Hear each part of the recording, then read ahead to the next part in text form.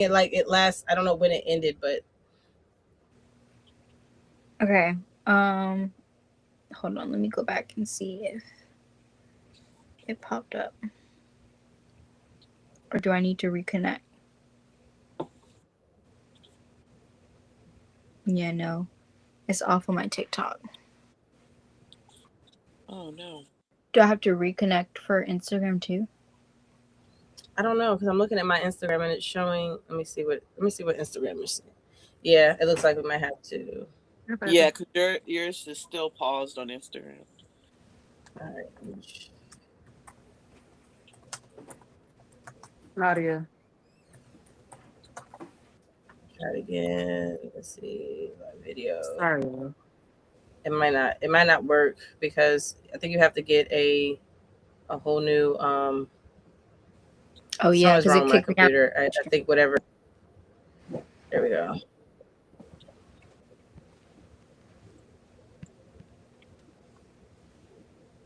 I don't know if it's gonna let me get my because I already went live, hit live, so the stream key is not gonna.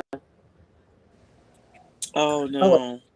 it's okay. I mean, Instagram is it's okay. I mean, I don't think I didn't have that many viewers over there on Instagram anyway. So, um, I'm so sorry, y'all. I don't know what happened. Oh, it's Like it, okay. I don't know.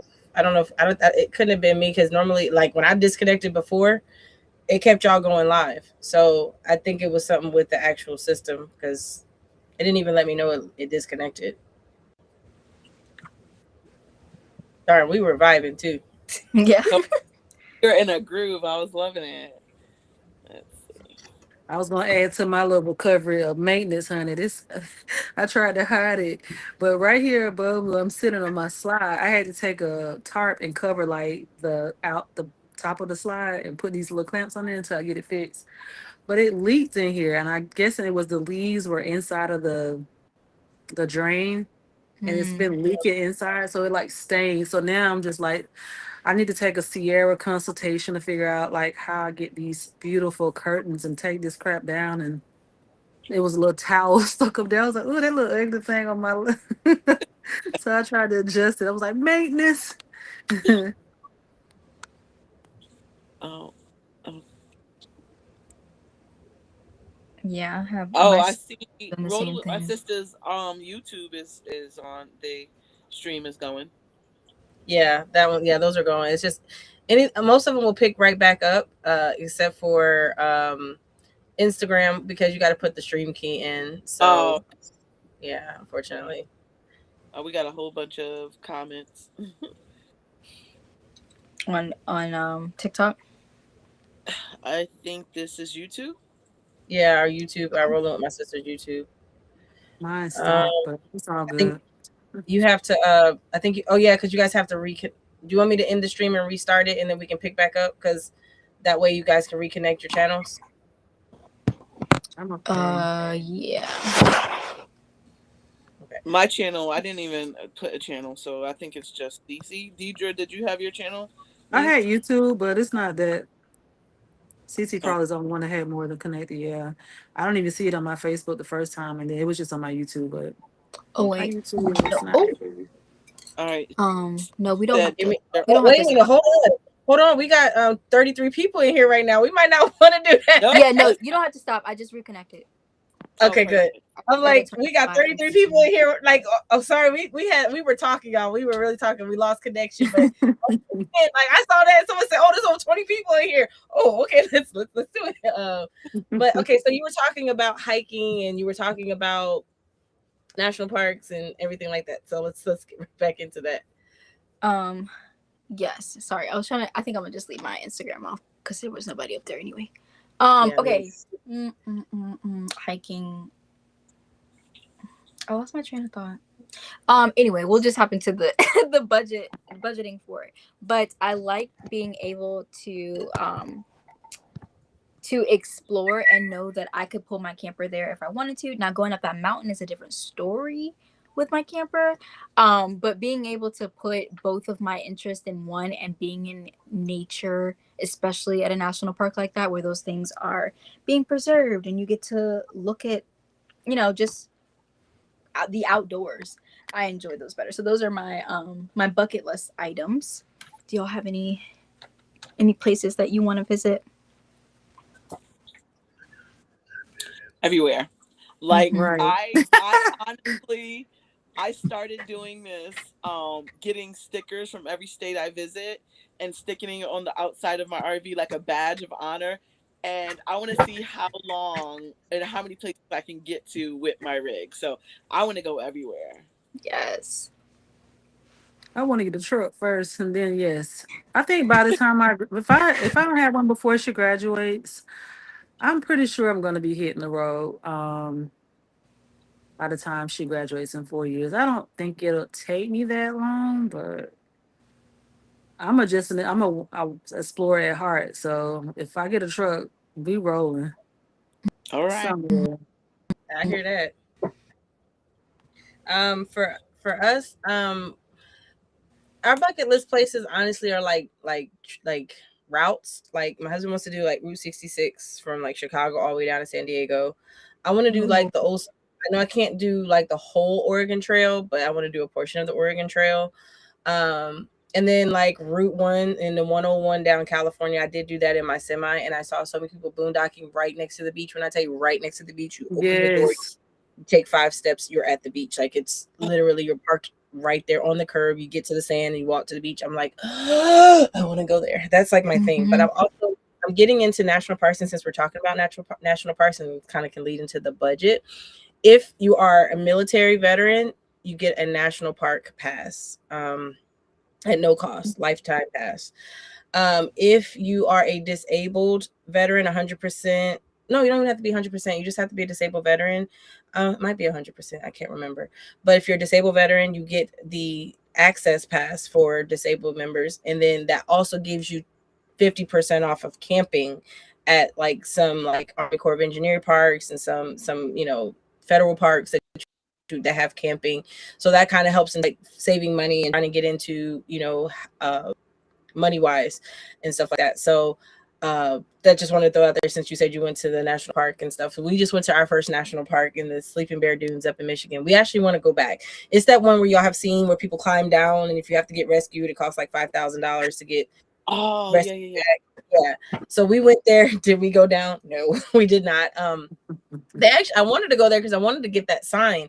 They used to have the sign that says that if you go down, come back up. They still say it's risk, but they don't have the price up there anymore. They just say like, hey, if you have to go down, we have to rescue you. It's just your own risk. But it's beautiful. I mean, it's gorgeous. It's like God's green earth is beautiful. Like it really is. Like Seriously. I'm a it's sucker and for a view. Lake. I'm telling you, if you ever have a chance to go, I mean, maybe we need to make that a Rollin With My Sistas trip. When y'all Yes, I will cry. try. Just to let y'all You know, know if it's a what? nice view, I'm gonna cry. Just to let you know. You I'm know telling what? you, we need to go to. Go ahead. Sorry. No, go ahead. I definitely want to see if we can do a meetup, because the beautiful thing about us all living full-time RV is we just need to drop a location and show up. Right. So hopefully 2026 we can actually, and our subscribers can meet up. And so I hope if not 2026, maybe 2027 we could do that. But that would be I so was gonna say I would love to meet up in like like northern Michigan, Lake Michigan. When I tell you the water, I love Lake Michigan. I love blue water, but the great thing about that is like you don't have that ocean like salt water like grime and feel. So you get the fresh water like fresh water feel. But yeah. it looks like an ocean. It's blue. It has beautiful sand. Like we want to go back to that area and definitely explore. Doesn't have to be there, but I'm just thinking like I know she said she's a sucker for a view, and it will just be so pretty. Like we would have to camp at a campground nearby and like just drive up there. But I mean, they actually have a campground there too. They do have a campground that's actually there, not at Sleeping Bear, but it's a part of the national park. But I'm like, I'm down for it. Like let's plan it. I mean, I depending on where people want to meet, we kind of already have our 2026 done, because now that we are no longer work camping contracts, everything falls on us. So we have to plan our own route. So we kind of already know like after we leave here, we're going to Ohio for a little while, like the southern part of Ohio. I could do Ohio. Yeah, there we go. So Ohio's not far from me. I know. And then we're going to up to Wisconsin because we haven't announced it like actually on our social. So this is the first time we're announcing it. We're going to the world's largest air show in July. Oh yeah. In Is Wisconsin. that Oshkosh or whatever? Yes, Oshkosh. We're going to go do that. We're going to be there because we're also trying to promote our business. So we got to go to a little bit more events, and then we're going to hang out in Indiana, outside of Indianapolis for a little while after that. And then we're going to be making our way down to Tampa for the winter. And so that's kind of like where we are. But, you know, we could try to make some pit stops along the way if we can, if we, you know, whatever. I was trying to say pit stop in North Carolina. I'm trying to get my husband. He's watching, hopefully. I'm trying to convince him to get to North Carolina. Come on, sis. I need your help. Yes. Pit stop in North Carolina just makes sense. Come on. Well, I keep telling them too. I'm like, hello, you got brothers and sisters out there. You know what I mean? Like you're coming from Michigan, pit stop in North Carolina to get to Florida. That just makes sense. Right. You hit me with the Oregon Trail. That was my game back in the day, Oregon Trail, baby. I played that game on that TC. Yes. Now you got me thinking like, that would be fun. Yeah, I know some of it's not accessible to large vehicles, so you kind of gotta like. But it's the same thing with Route 66. Not all of it's accessible to large vehicles, but I still want to do, like, he really wants to do Route 66. We've done part of it. Actually, I've done all of it in a semi. I've done all of it, but well, majority of it. I'm not gonna say all of it, but I did a majority of it. But like I told myself, I don't mind doing Route 66, but I'm not doing it from Chicago. We can go from the outskirts, but I'm not taking this thing in Chicago.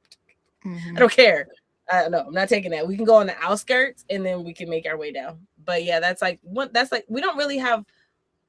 We have experiences we want to try. Like it's hard to say any particular things, but he said, I hear you about NC.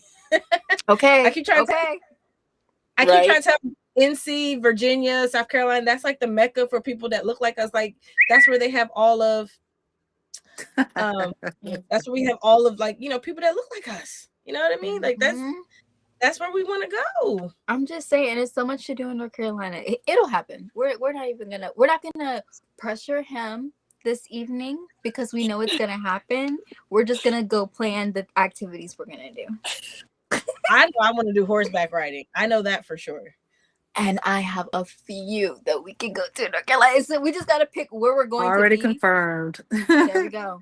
Just gotta pick where we're gonna be. Let's plan for 2027. I believe. Let's just plan for 2027 because that way I don't want to do it like I don't know about anybody else. I don't like to just go and stay in a place for like a weekend. I want to stay for at least 2 weeks and 2 weeks to a month. You know what I mean? So because like I said, we're doing our business, so we want to be able to, you know, generate business too. So I want to be able to explore and work, but also just I don't want to feel always in the rush and feel like I don't want to work at all. So I definitely want to do more than a week so I can take off and not have to worry about, okay guys, I have to leave early because I have to go. No. Yeah. I want to be, and that works out for being 2027. My grandma turns 75 this year, so we're going to Turks and Caicos. So that helps me like do this, plan for that, go to that, and then next year I'm taking off a whole week so that we can all meet up and I can enjoy it and not have to worry about work. And that way I put it in my PTO because you know how mine's work. See, we're planning. We just gotta get Alexis on the board. Right. We just got to figure out when, like what part of 2027. Of course, not in the cold. We want to be there like April, May, June. You know, kind of make sure we avoid hurricanes. You know. Yeah. I mean, those are unpredictable. We definitely have those over here. Oh, I know. So we gotta get Alexis all squared away. Make sure she can come out. Yep. But did you want to talk about the budget? Okay, so let me see. Now I gotta go back. Okay, so we hit on it a little bit before when we were talking about like just how people just don't understand that this lifestyle is different and we have different priorities in an RV. We're not worried about rent and parking passes, and I don't even remember. It's been so long since I've lived in an apartment now. So I don't even utilities, like things like that we're not worried about, where it now becomes more of, you know, something is going to need to be replaced or upgraded or the more you start to travel and the longer you stay in your RV, the more you'll need different things like a better water filter. We talked about the hoses. We talked about one of our lives, we talked about a better surge protector and investing in upgrading your RV as you're living in it long term. So those have been part of my budget where I always set aside money to be able to upgrade things. Like, we talked about it before. We're not going to bring that negativity back up here. But the whole situation that happened on that one live, I had already had the cameras that Amber had told me about in my cart. But the fact that I have that set aside money to upgrade, I was able to get those three at the time that I needed them, just for my own, like, peace of mind. Like, I'm solo traveler, I'm here for work, I'm getting random people on my, account, whatever. I just need to be able to, see my surroundings. So having things like that, but also things that I want to upgrade, like the weight detector or whatever for your propane that connects to your phone so that you can see when it needs to be refilled, because I have an older one. So mine does not automatically switch to my other propane tank. So I have to go outside and switch it myself and usually it's like at the last minute where it's like, the heat's not coming back on, it's freezing in here, and then I have to go and change it. So little stuff like that are part of my budget, so I'm putting that money aside for like kind of like a rainy day. But then Right. it becomes when you're moving around. So for me, I'm majority of the time I'm stationary. So we talked about before, like my parents put me a plot in the back of their property, so I have water and electric hookup, and then when I need to dump my tanks, they have it set up to where the macerator feeds directly into the sewer at their house. And so I give them money monthly when I'm here, especially with work, because it works out for me when I have to leave for like 2 or 3 days every, like these last 3 weeks I've been in 2 different states for the last 3 weeks, and it's been like 3 days here, 3 days here. And so it helps me because I don't have to put Merlot in boarding as often. But then when I am gone for a longer period of time, I don't want then to be burdened with having to watch my dog, so I'll put him in boarding. So then that's another, budgeting for that, Mm-hmm. because it's just my job. Like, definitely thankful for them building this plot in the back. Like, they cleared out trees, and I'll put pictures up one day, but they cleared out trees for me, put down the whole crush and run. I've got the hookup in the back, and everything works out. So one, I'm not leaving my RV in a place unattended for the days that I'm going to be in a different state for work. And two, like I said, I have care for Merlot when I have to be gone for work. And that's just my job, and that's just the way it is, and I'm blessed for it. But then that's something that I factor in, because I am taking additional water and electric. So I'm paying for that. But then when I am staying at other campsites for long periods of time, like when I move to when the weather finally gets nice, because we had snow last week. So I'm still iffy about when I'm going to when I'm going to leave with work travel, and the snow is just like, I would rather be in one place until we figure that out. But when the weather does get nice and I move to the river, then I have to factor in my long-term stay budget. Do I do the 21 days up front, or do I say I'm gonna pay for a couple weeks at a time and then go move to a different campsite? Like, so mine is like majority stationary, but then like frequent long-term stays, like, if that makes sense. So throughout the year my location changes often, because I feel like moving, I want to go somewhere else. But if I have the time where it's like, and my job is like with construction and being a general contractor, it's unexpected because you never know when you're going to have a bid or interview in a different state. And so there are times where it's like I have to pick up and go to another state for an interview at the last minute, and I won't know until the week of. So having the freedom to be able to say, okay, mom and dad need to bring my camper, to the spot in the back because I'm going to be gone, or staying there for a long period of time during the winter because of the snow. And you have to worry about all the things at a campground, like whether or not your spigot is going to explode. Like, that happened to me one winter. And then making sure that you have the right resources. So my budget, to sum all that up, my budget mainly consists of rainy days for upgrading and making sure that my maintenance is always taken care of, and I have the funds set aside to be able to do something quickly, which is why it's so hard sometimes to make videos, because it's like, something happens, I have the money to do it, I'm going to purchase it because it needs to be changed now. Especially when you have an older camper, these things it's not just we need to fix it, it's new, the whole thing needs to be replaced because you have an older camper. So having that side that money set aside has been helpful for me, but then also making sure that I have the set aside money for my different long-term stays in the different areas I'm going to be in. So mine varies. Now, I will say with all of that, aside from the set aside money, because you just never know what you're going to need to upgrade and how much it's going to cost, what we said earlier is very much true. I don't pay anywhere near, well, I wouldn't say anywhere near, but I'm definitely not paying close to $1,000 a month for RV. So we talked about the insurance. My insurance for my RV is like $30 a month. And I use Progressive, thanks to Amber. I use Progressive for my RV. And then for like my long-term stays, at most, if I'm staying 21 days, my max that I've paid has been like, the one that I really like by the river has been like $480 for that entire 21-day stay. So, and it's places that I feel comfortable. It's places that are near my work locations. It's places that I frequent. So I'm not just staying long-term stay at a place that I've never been before. And if it ever is at that point, which I've done that before in a city, I go there ahead of time. I look at the place. I find the spots that I like. I actually met a few full-timers at that location before, and they were telling me about their expenses and things like that. I think, Deirdre, you have to step out. You have to vacate us Oh now. yeah, listen, I'm just sitting here listening, honey. I do. So I appreciate. I'm so glad I showed up. Yeah, you did too. Yeah, I had to you. push myself, honey. I had to push myself. So y'all pray for me. Yes. I'm gonna go on this phone, And but I'm happy I was able to push and show up. I feel like it was a part of accountability. Like this is what I said I wanted to be a part of. So let me go ahead and push. And I gained something from it tonight.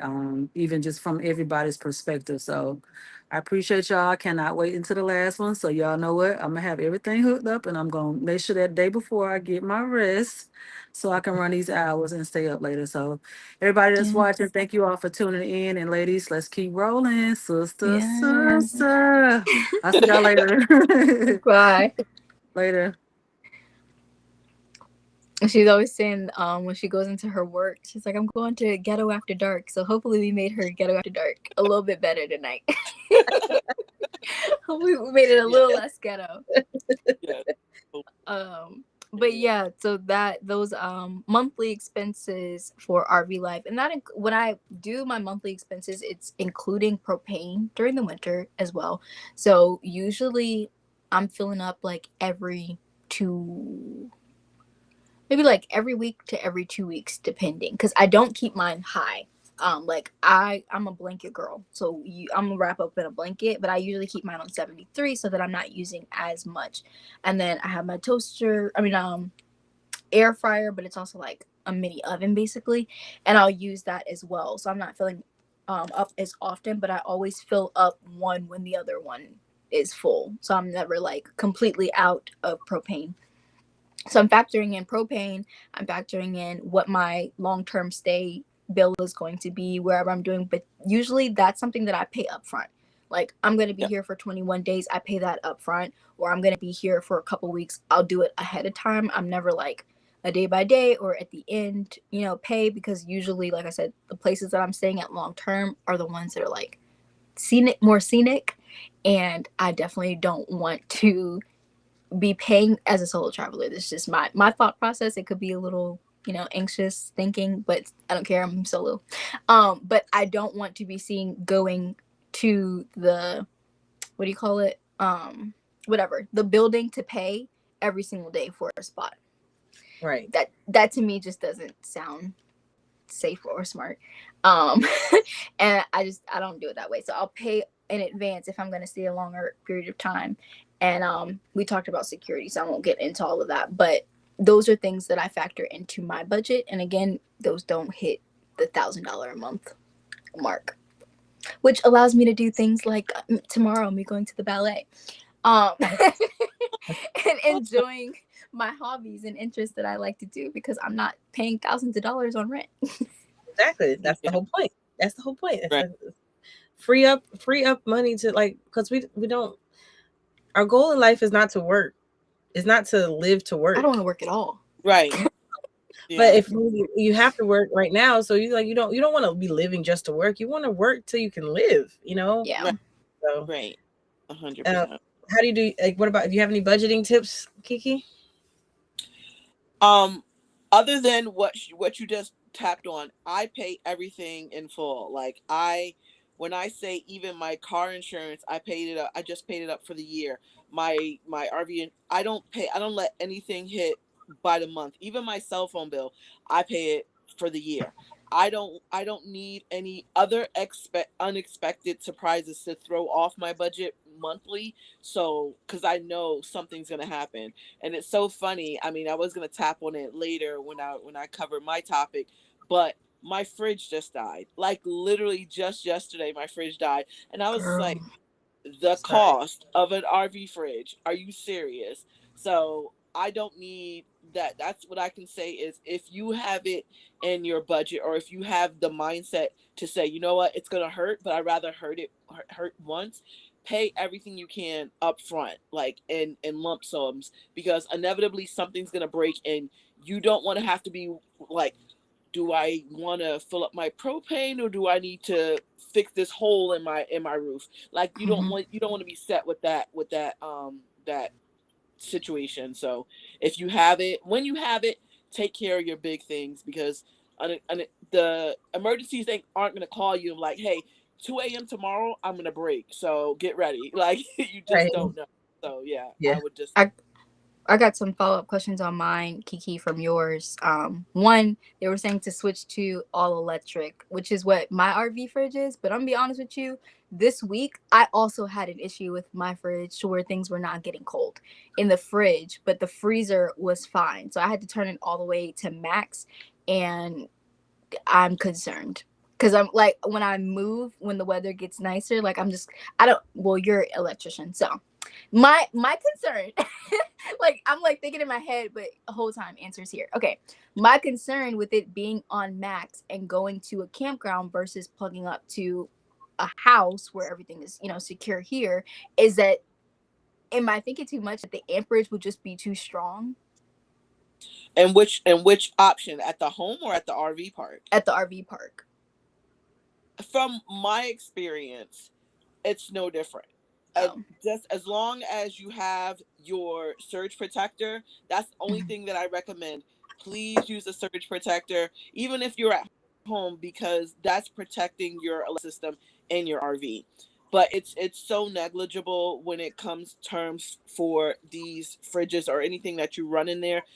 The beautiful thing about your system is it has a circuit breaker. That circuit breaker that's dedicated to your fridge will never let it go above whatever amperage is on that circuit breaker. So you Okay. have so many fail safes before you get to the hookup for your rig that it's negligible. You don't worry. If anything, I would worry about the actual surge protector before I worry about what the draw is for anything that you're plugging into your rig. So even if I put in, like, this is not an RV fridge, like it's more of like a mini residential fridge. So even with that, it's still I would verify now for my rig, the I'm doing the same thing. I'm taking out the propane slash electric fridge and getting a apartment size residential fridge in here, and it's gonna run off of the same thing.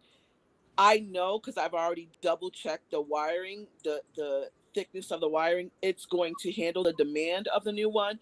I would just say look at the circuit breaker rating and make sure it's within the rating of the fridge you buy. yeah. I Right. think I think that's what was done. Like my dad was saying, 120V. Yeah, we definitely checked that ahead of time. But it's just when that Yes. happened this week, I was like, well, now I'm concerned if I go to RV park and my fridge is on max. Like I was just overthinking it. No, no. If anything, I would say if it was pulling propane, it's gonna pull more propane than it does electrical. Yeah, Yeah. this is Yeah. fully electric. Okay. Refrigerators Yeah. don't really they don't pull as much as you think they do. They're actually on the more minuscule. Because our refrigerator runs off our 12 volt. Like when we are traveling, my refrigerator still runs. Like Right. it's a 12 volt, so it can run off the battery or it can run plugged in. I will say, Kiki, when you change out your refrigerator, I'm pretty sure you know this, but make sure you cap your propane. connection. And make sure you get that done by somebody that's certified. You don't want to do you don't want to go to Jim John that says I can do it, and then you having carbon monoxide leaking into your RV. Mm-hmm. Like get somebody that's like it does cost money, but I'm sorry, life is more important than trying to save a couple bucks. Mhm. Yeah. I only say that because I'm telling to other people because everybody wants to do like the cheap way. I'll use YouTube. No, unless you actually know what you're doing, don't like we don't have a propane fridge. Like ours did not even like they don't even really make them in RVs now. That's like from like 2022 or 2023, I believe, and up. Just because of the fact that the cost to maintain them, Mhm. the safety of them, they're just not that great. Now we've had to replace a refrigerator before, and then the 12-volt fridge it ran us about $600. And it was our last RV, and it was more so it's a common issue, but it's like kind of like with your AC unit. Once it has this issue, you can't replace it. You can't repair it. You have to replace it. Yeah. So for us it could be this or it could be that. But in order to find out if it's this, we have to order this part. And if that part doesn't work and if it's that, then you just have to replace it. And we're like, you know what? We don't want to spend $175 for a motherboard to know if it's going to work or not. Right. Let's just replace it because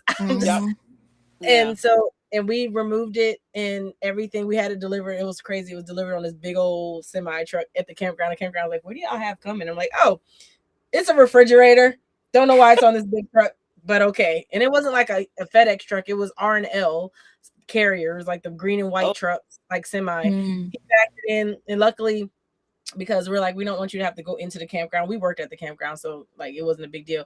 We literally backed up he brought the ramp down, put it on the back of our bed of our trailer, and he just literally took the forklift and put it across and put it on our bed of our truck. Now getting it off, it took like 4 people. Yeah, I was like, how you get that off? First we opened the box on the back of the truck, and then they laid it down, and I don't know. I was post surgery at that point, so I couldn't lift a finger because I couldn't. It was too heavy for me. But it was I understand your plight with the refrigerator thing. With you, CC, with your fridge, I don't think you should have any issues. And the only reason why I say that is because our outdoor fridge is it's a mini fridge, like a dorm size fridge. Like it doesn't work unless we're plugged in. Like it does not have any electric. I want to say that because it's on 220, two something. It's because what 120. 120, whatever. I don't know. It's 120, whatever. I know there's like three. I know there's 3 types of electric in an RV. I do know that much. There's 3 types. Mm-hmm. You got your 12-volt. You got your 120, and there's a 2 something. I don't 240. Know. Okay. What's the 240? Yeah, that's your AC. It's something that you need double the power than regular. Yeah, but I know it's something. I was like, that's a big appliance. I know that. Yeah. I was like, what am I'm looking around like, what in here is 240? No, because I learned that 12V and 120 the hard way when I was doing that chandelier. I was like, this is not turning on, but yeah, it was that. And then I did the same thing in my bedroom with the light.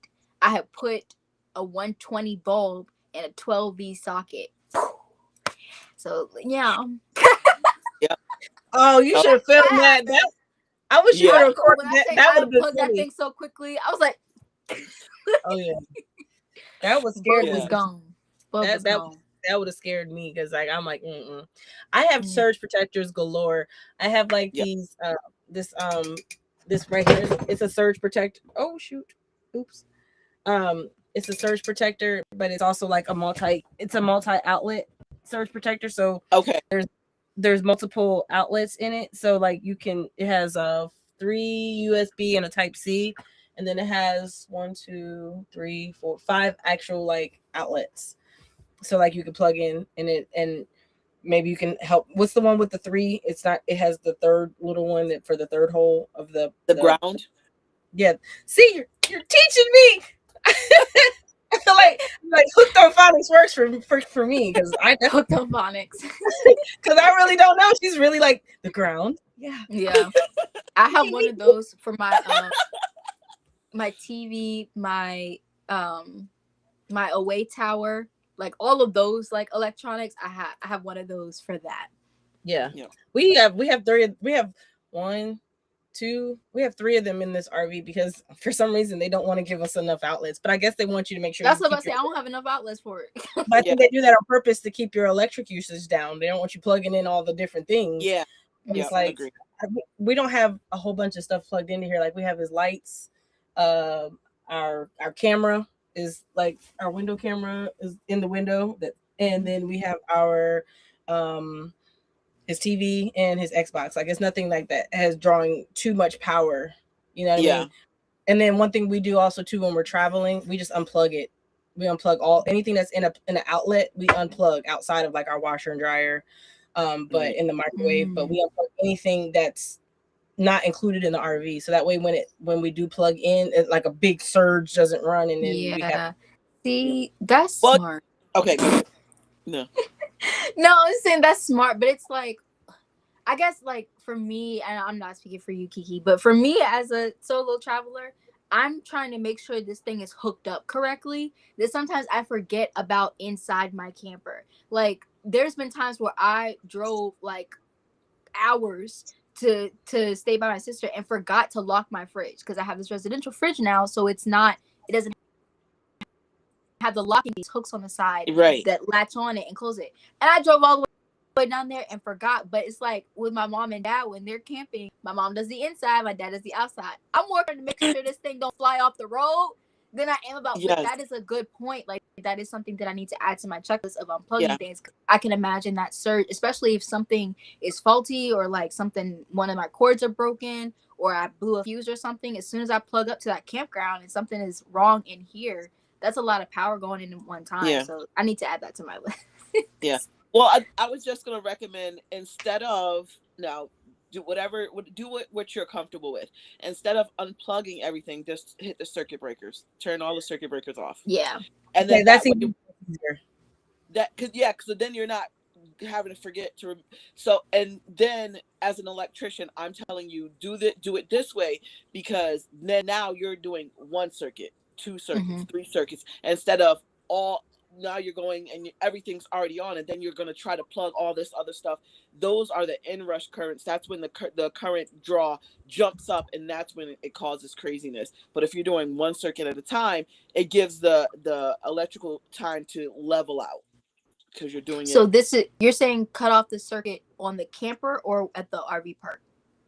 Or in your RV, they're Okay. your circuit breakers. So wherever your breakers are, or your fuses and your breakers are usually together. Literally turn all of those breakers off when you're unplugging, right? Okay. So when you get to the RV park and you plugged up, you made your surge protector outside, then now you're coming in and then you're on a breaker at a time. So you're slowly adding that draw to whatever your RV is asking for. So it's less likely to just all of a sudden, and then now you're pulling up at an RV park that you don't know how dependable their system is, and you're like, hey, give me 50 amps right now. That could throw everything off, and it could be nothing wrong with the wiring in your camper, but you just ask a lot of their system, and you're trusting a lot that their system can handle that. So I would definitely recommend do one at a time. Do a 15 amp. About that. That's good. But see, this is the thing though. That's good advice. Are they labeled correctly? So now I'm gonna have to play the game of. I know where some of my AC outlets are. Is it AC DC? Whatever the. My husband knows what I'm talking about. The one that always blows. They always have the ones with the test on it, like the GFIs. There we go. Yeah. See, I got phonics work. We're learning. It's our electrical class 101. Right. Seriously, right. This is not. This is electrical before 101. This is like this is the interlude. This is the pre-course. Okay, I need to learn these terms before I even get the electrical. I'm sitting here like, wait, what? But yeah, so I keep blowing our that one you just said. I just forgot. Yep. GFI. The GFI. Yeah, I keep blowing those because so I keep forgetting that like I have my so we don't. One thing I was gonna say too, CC, we don't use a lot of propane because we use a hot like a hot plate, and I know I can't do the microwave and my air fryer at the same time. But sometimes I kind of forget, and I'm like, oh, I gotta get this going now. Boop, boom, just everything goes off. And it's like, crap. Now I gotta go mess with the circuit breakers. And so, especially if the AC is on, like not the AC in the bedroom, because that one's on its own circuit. It's like it's by itself. That's the only reason why we're 50 amp is because we have a second AC, and that's on its own. That one I do know. Well, I don't mind having the AC on for that because it's its own. But when the AC's on in the living room, if I forget and I end up, I got the hot plate on. It's very low. I'm not. Then I got some in the microwave, and because I can do those two together. I can do those two, the microwave and the hot plate, as long as the hot plate's on low. But then I like, I need to get this air fryer warmed up. I'm just as soon as I do that, douche. Too much. I know where I flipped this so many times. I know exactly which breaker it is. I'm like, I don't even have to look at it no more. I just got to feel it. Okay. That's how I was in Esther, because I never used the stove, because that one I had to light. I did not like using that one, so I was on the hot plate, and then I would have like my air fryer on the other side of the camper because that circuit wasn't connected to the hot plate that I was using. Or if I definitely couldn't use the microwave. And then don't even get me started about breakfast. So I got my coffee machine preset, so I couldn't have my coffee machine running while I'm making eggs because the coffee machine and the hot plate are on the same breaker. This one is a lot better. I haven't blown a fuse I haven't tripped the breaker in here while I've been cooking. If I'm using my appliances, but I use my stove and my oven a lot more in this camper. But I haven't done that in this one. But that last one, and it was small too. It was only 28 feet, and I had one slide, but it was very skinny in the middle, so it wasn't like all the appliances I was using. Right. My husband said two things. It's great to see this group of women who are so knowledgeable about RV life, but then he decides to backhand that and said, "Teach her for me, please. It helps." I got you. What? What did he say? He said, "Teach her for me. It helps."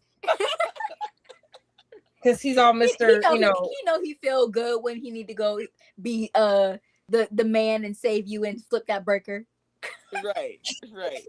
He looks at me, it boosts him up. He looks at me sideways like, you know better. I'm like, I know, I do know better, but he's just getting and then you just bat your eyelashes and he go flip the breaker.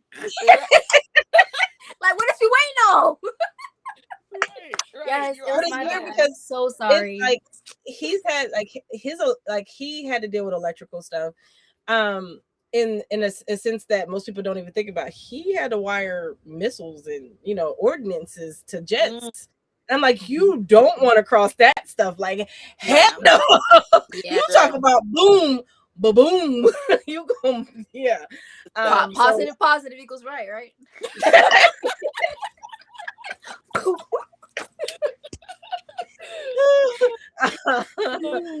Like seriously, like it. Like I'm like, I don't know how you were able to do that, because I'm like, no, there is no way. She said she doesn't need help flipping the breaker. She got that handled. Sometimes I like for you to come to my right, but you do it so much better. Right? It's so sexy when you do it. There you go. I leave it out. I leave the outside one for him. I'll be like, can you go outside and flip the breaker, please? That's the one I really. That's the one that scares me. If I had somebody to flip that propane for me. Oh my gosh. Be 30 degrees here, and I'm like, I gotta prep myself. I'm like, okay. I gotta go outside and flip the propane. I gotta tell you this crazy propane story I had. Okay, so we were working nights. Well, I was. He's still working. His shack has not shut down yet. And I had cooked. I baked. I usually use of course I use the oven to bake a lot of stuff. And so I baked something for dinner. I'm thinking like, okay, so and normally when you remember to do something, you remember doing it, but you don't clearly remember doing it. So I'm thinking, I'm leaving the house and I'm like, how you get that feeling like you forgot something, but you can't think of what it is. Get to work. 2-3 hours go in. Our next door neighbors happen to be the campground managers. I get a text message from a random number. Your RV's beeping. I'm like, oh my God, I didn't turn off the oven. I'm thinking like, oh my God, my RV is on fire. Like, so I turn on my Amazon Alexa to see what's going on, to see, because I don't know, once again, I still don't know who this number is. Turn on the Amazon Alexa, look in the camera to see the inside, and I hear the beeping. I'm like, oh, that's our CO2. That's the CO2. So we got a lot of CO2 going on in there. So our neighbors that work the day shift, I text him. I was like, hey, can you please, because they have a key to our RV. I was like, can you go inside and disconnect our propane and all that stuff? And he's like, sure, no problem. Like, mind you, it's like 12 o'clock in the morning. I call him. He was like dead sleep. I'm like, I'm so sorry, but can you please do this or whatever like that? So this is the key, like, to make sure you double check all of your, your things when you cook, turn it off. Yeah. So he comes in, he turns it off, and he gets it to like reset or whatever. But of course, at like an hour later, I get another message from my neighbor saying, oh, it's beeping again. I'm like, I'm so sorry. I don't really want to wake up my neighbor. He has to come to work. I think it's just the CO2 because the propane was left on and there was nothing going on. So I think it's just the CO2. And he was like, okay, I just want to let you know. It doesn't bother me. I just wanted to let you know. I was like, well, thank you. I'm glad, because that thing is loud. And I'm like, and he was like, we're not at a campground where we're like forced, like there's like 40 feet in between. Like I can literally reach out and touch my neighbor. I can like reach out and touch him. Wow. Like that's how close we are. And so I told I was telling my husband this whole time, I was like, I'm so paranoid because he had the truck. His gate was more busier than mine.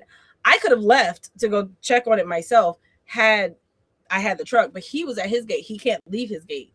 He's the entrance to the property. So he's controlling all the traffic. So I felt so horrible. I was like, oh my God. I was praying. I was like, please don't let it be a fire. Please. So you talk about propane, girl. I was paranoid. That's how I felt when when my surge protector burned from that extension cord, and I got that text, hey, your camper's smoking. I'm sorry, what? I literally had just pulled up to work, literally like in the parking lot, standing in the parking lot, saw the text, run back to my truck. Like Camping World was not open yet. Like I'm at work, like it's early in the morning.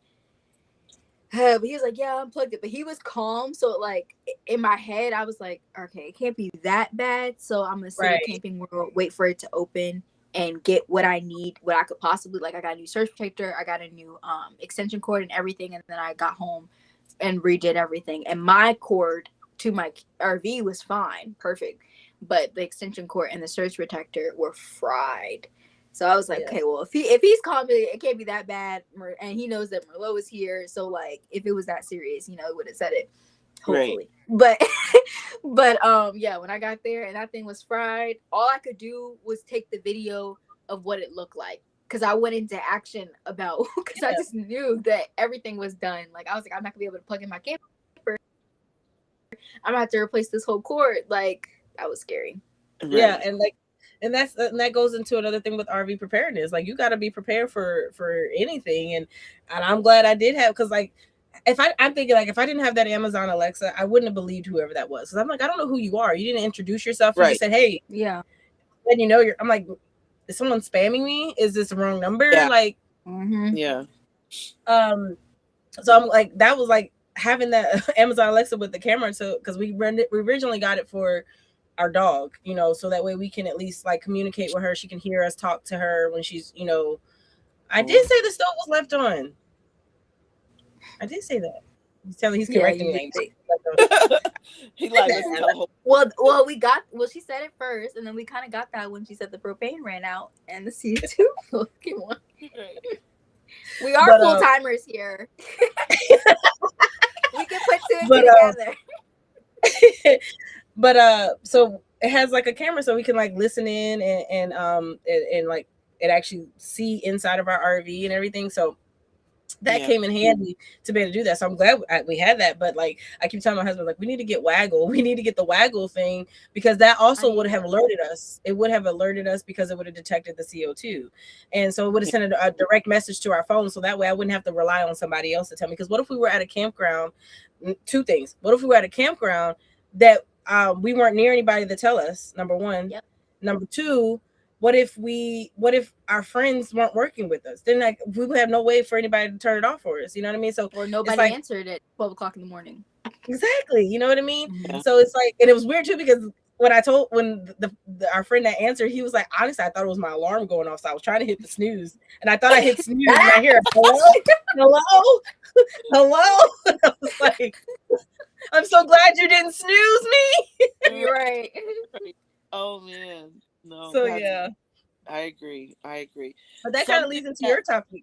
Oh, sorry. Go ahead. Yeah, that does lead into my topic, but I wanted to I know you all have a different camera provider and it works for you, but I love Wise, WYZE.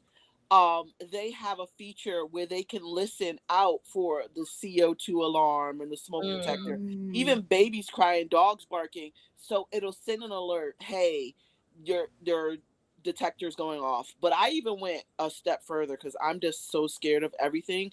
I have these thermometer, and it monitors the temperature wherever I put them, and I have like 6 of them.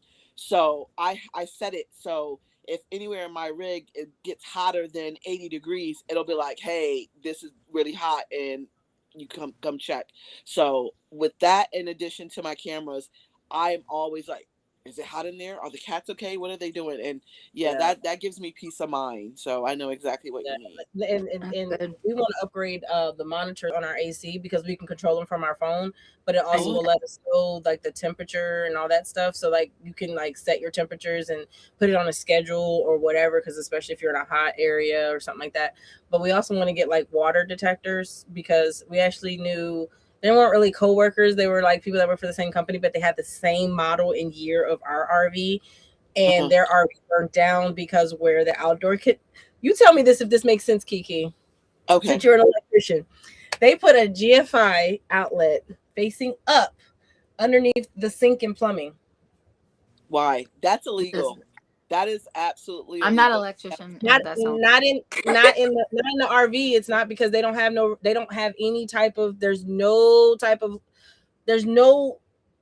parameters on, there's no code or nothing. There's nothing. It just has a pass. Does the electric work? Is it safe?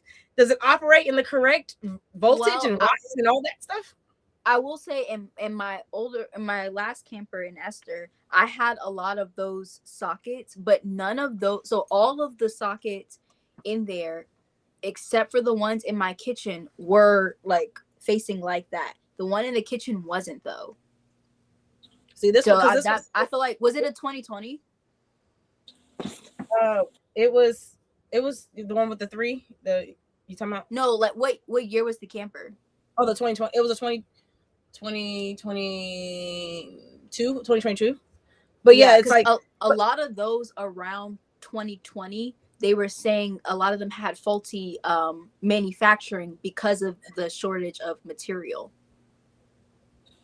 Okay. A lot of the ones around that year. You see that, Amber? I saw that too. What happened? What? You must not see the messages from YouTube. Someone asked to send $100. I can't see the comments. Sent the $180. Okay, you're in timeout. Bye. Yeah. Wait, what was that on YouTube? On YouTube, it says, I'm new to the chat. I was curious if one of you could send me $180 for crab legs. I put him in timeout.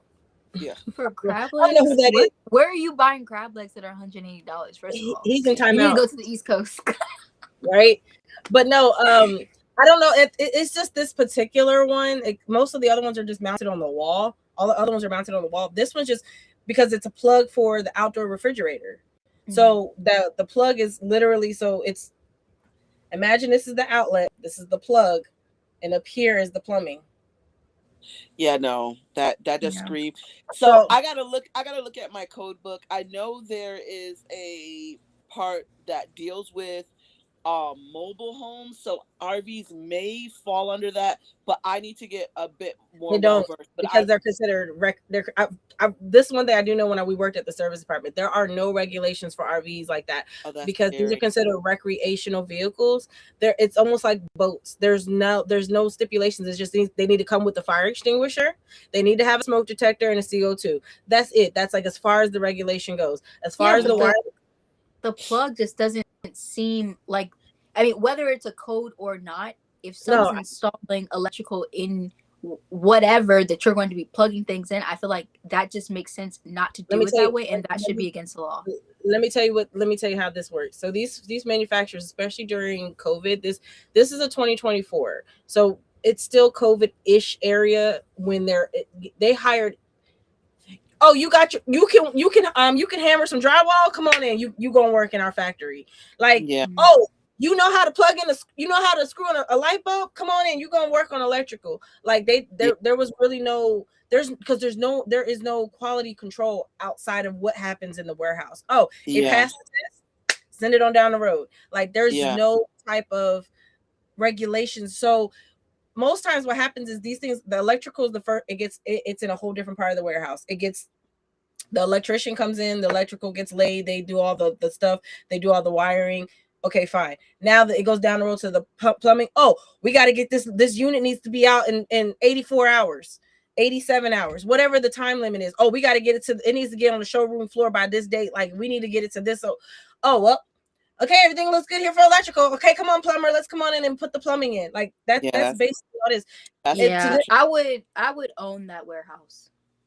I know. My name would be on. It would be Camp Couture warehouse because you But got me honestly, like, and also too, not I'm definitely not making any excuses for him, but apparently this is a point of contention because there's an actual group for our floor plan because this was a brand new floor plan for this brand, and they redid it for the like 2025s and up, so it's not even like that in 2024s. They Since we're going to RV school, we're going to figure it out. But I'm thinking about at least just going to Lowe's and getting like one of those clear outdoor covers to screw over the top of it to keep the water from at least getting directly onto it. Like it's a waterproof thing. Number one, I would recommend they have weather tight or weatherproof plugs. That's the first thing I would recommend. That get plugs that can take a little. They're meant to be outdoors. That may help you. I don't know how handy you are, but I would move that outlet. I would literally relocate it. I would get it out of wherever it is and put it up on the side. I would not have it under. That's one of the things we want to tackle when we get to RV school.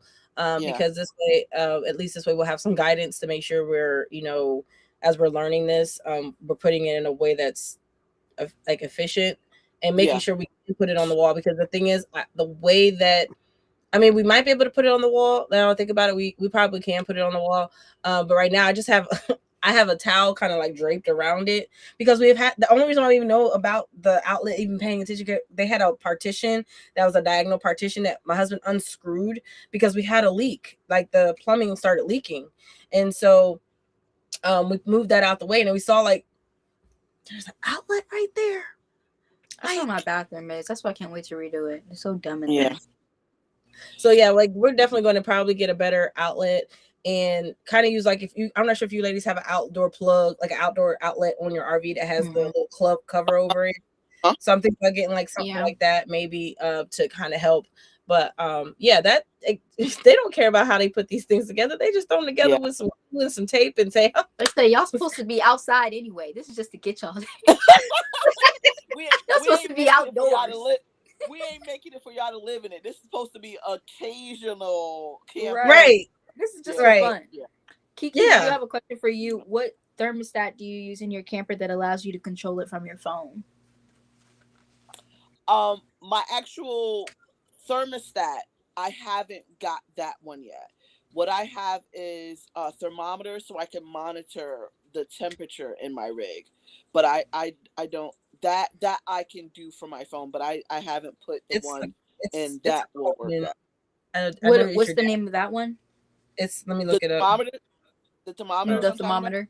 Oh, Govee. Govee. Oh yeah, I love Govee. I have other lights.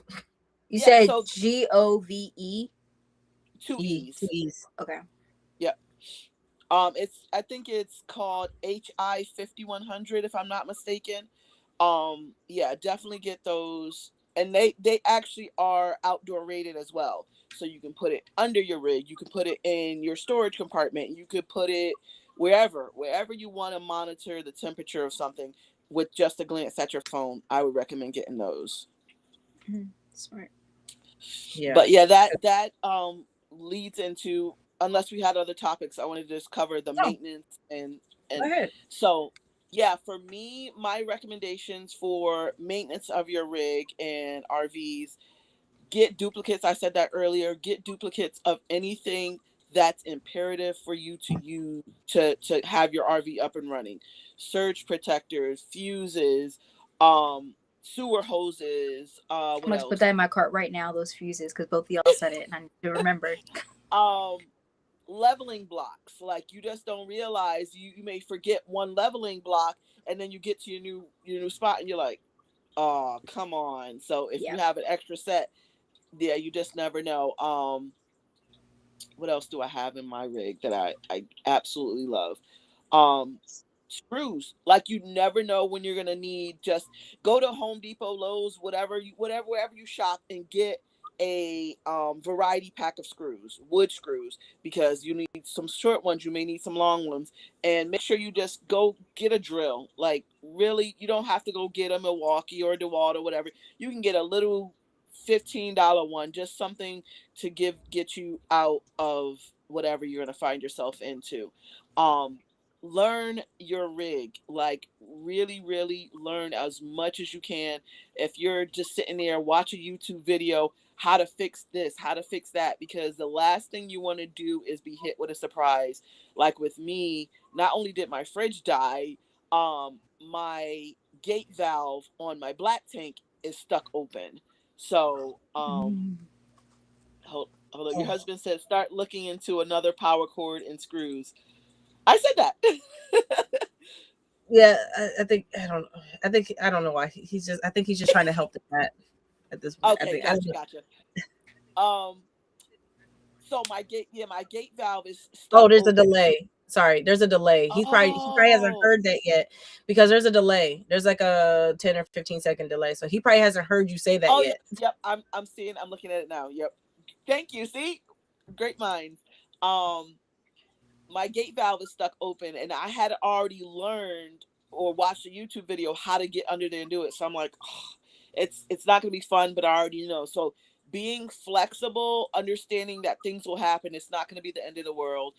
People have had the same issue before. You're not gonna be the first. You're not the first. You're not gonna be the last. So don't don't get overwhelmed when things go wrong, because they inevitably are going to go wrong. You got to think about it. The purpose of these things are not permanent. They're not brick and mortar. They're going to flex. They're especially if you living it full time and you're moving it often, things are going to break. So I said no. That was a reminder to myself. Okay, fine. Maybe we can make Yeah, a keep it. he was talking about. We were actually talking about screws because when he worked in the RV repair shop, he was like, "Did you not see how many screws they had?" I was like, "Yeah," because we're getting an inventory together what we want to carry on hand as RV repair techs. Like Ah, the things that we want to make sure we carry. And he was like, "We're gonna have to have so many screws. We don't got the space for that." I'm like, "Babe, we just got to get the most basic screws. We don't have to have all yeah. of them. I mean, No, you're because Right. I doing can't stand those ones with the squid. Like you could tell what has been changed in your art. Well, if you buy used, you can tell what's been changed in your RV based on the screw. Like I cannot stand the manufacturing screws because it's a square, and so that I'm like changing the bit on my electric screwdriver or my drill, whatever, because of those square heads or whatever. But then when you see something that has been modified, it'll have like a regular screw on it. I'm like, look, whoever get this next gonna have regular screws because I'm not playing with these squares. If you want to change it, you can have a regular screw, you can get a regular Phillips, whatever. But I did get one in here that said make sure you have an impact drill and I was sockets. going to say that Yeah. impact Mm-hmm. drill Yep. because Yep. we learned the hard way last year up to Michigan. We've been RVing now for almost 3.5 years, and we experienced two blowouts in one trip. Mm. Two different, same side but two different tires, and we didn't have. Well, luckily my husband had an impact drill. Like he got that. That was the first thing they told him at the RV service center he worked in. You need an impact drill. So for Father's Day, I got him like the drill set and all that stuff.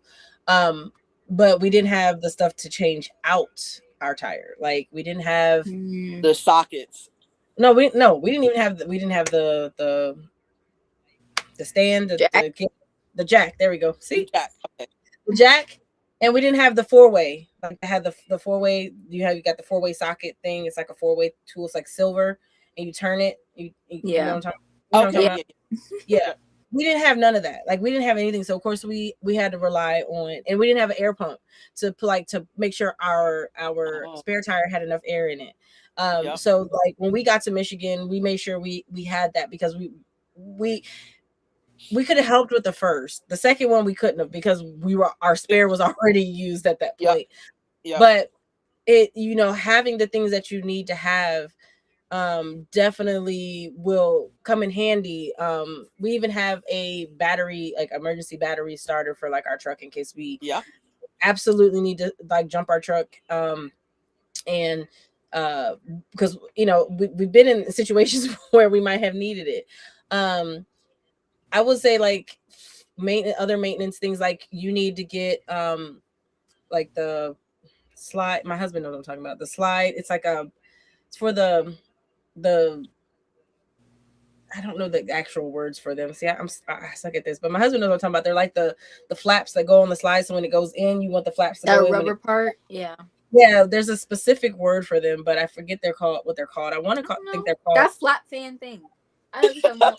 I can't be a professional saying, there might be some little RVers, but we're still girls, and that's the name for it. Yeah.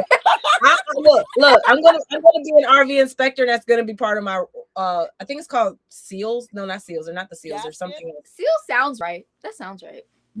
No, but they're actually no flex seals. He said gasket. No, not gasket. He said flex seals. Oh, flex seals. Well, yeah, seal. See, you got part of it right.